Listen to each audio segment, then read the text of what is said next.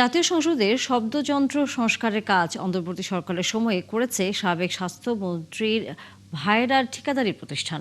সংবাদ সম্মেলনে সংস্থাটির অভিযোগ, গণপূর্ত অধিদপ্তরের বেশ কিছু কর্মকর্তা এই অনিয়মে সরাসরি সহযোগিতা করেছিল। তবে এ বিষয়ে দুর্নীতির তথ্য চেয়ে বারবার চিঠি দিলেও গণপূর্ত থেকে সাড়া মিলছে না বলে অভিযোগ সংস্থাটি।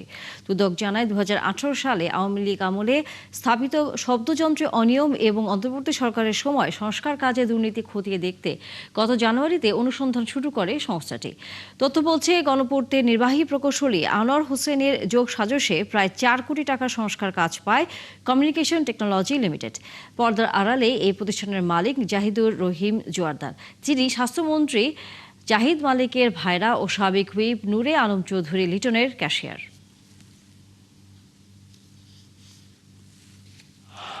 মহান জাতীয় সংসদে অধিবেশন চলাকালীন সময়ে সাউন্ড সিস্টেমের ব্যাঘাত ঘটছে। তো এই সমস্যাটার দেখা দেওয়ার আগে আমাদের দুর্নীতি দমন কমিশনের একটা অভিযোগ ছিল।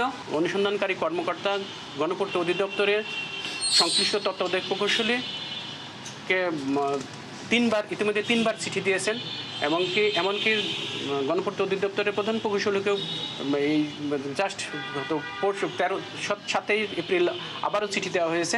আমরা এখন পর্যন্ত এই বিষয়ে এই অভিযোগের তথ্যগুলো সম্পূর্ণ পাইনি।